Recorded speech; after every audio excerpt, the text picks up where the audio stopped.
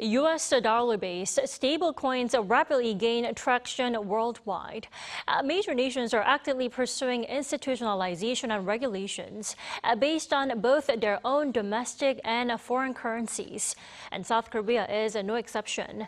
For more, we turn to our economics correspondent Moon Ji-young here in the studio. Welcome, Ji-young. Good evening, Dami. So, Ji-young, what exactly is a stablecoin? I mean, what makes it so stable? Well, Dami, stablecoins are a class of digital assets designed to maintain a stable value.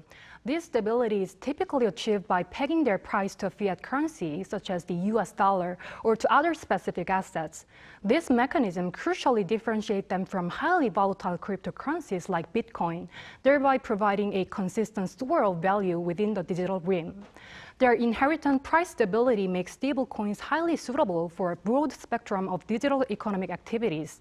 They facilitate efficient payments, seamless remittance, and rapid cross-border transactions by circumventing traditional financial complexities and fees. Notably, in regions experiencing fiat currency instability, such as parts of Africa, Latin America, and Southeast Asia, stablecoins are already widely used in the real economy. Their utility further extends across various digital finance sectors, including cryptocurrency exchanges and decentralized finance. If well-designed and appropriately regulated, stablecoins could offer a faster, more efficient, and more inclusive payment option relative to existing payment systems. However, due to their potential financial risks, there is a lot of attention and discussion on the need to legalize and regulate them. I see. Then let's turn our attention to the global stage. What are the latest movements in the regulation and also adoption worldwide?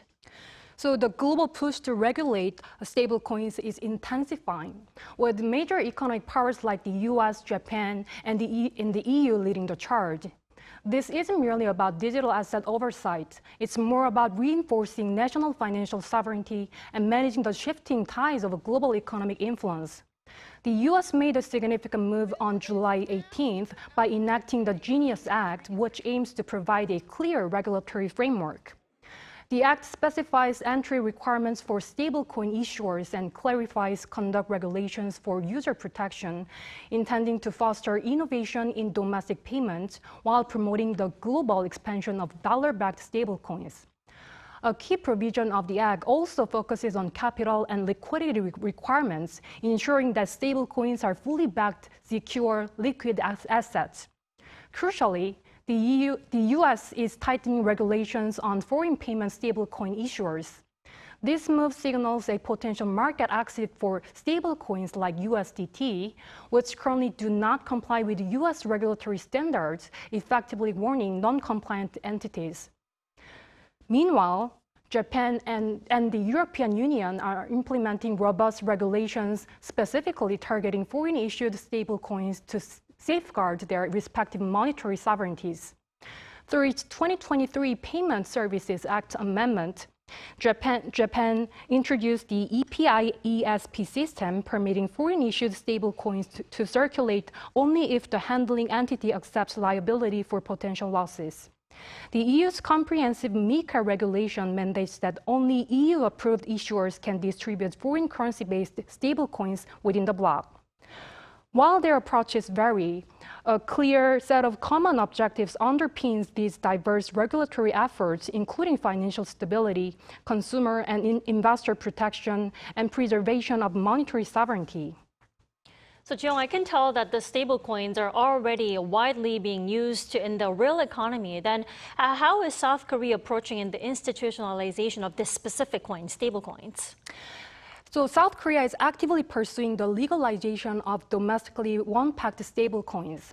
In fact, ruling party lawmakers and the Korea Capital Market Institute held a key policy forum yesterday to discuss integrating stablecoins into the nation's legal framework. Let's take a listen to what a lawmaker had to say. We are working on the stablecoin bill by establishing a dedicated task force. Through extensive discussions, significant progress has been made in solidifying the direction of the legislation. We anticipate that the bill will be formally introduced sometime next week. The stablecoin bill is expected to advance based on an authorization system, proposing to raise the minimum capital requirement for stablecoin issuers to at least 5 billion Korean won, or $3.7 million, which is higher than the previous proposal. It also aims to enforce a perpetual one-to-one reserve requirement. Meanwhile, the Bank of Korea has raised concerns over potential side effects.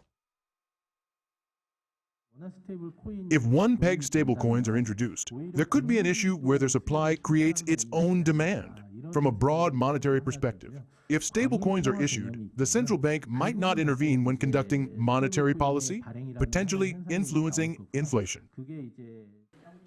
While the Financial Services Commission underscored the necessity of establishing legal protection for domestic users of foreign-issued stablecoins, the Finance Ministry emphasized the critical importance of defining their legal classification, citing concerns over money laundering. Though legislative approaches varied in South Korea, there is a clear consensus on the need for a robust legal framework that balances Korean won sovereignty, financial innovation, and stability. Indeed, Jiyoung, thank you for that thorough wrap-up tonight. Thank you for having me.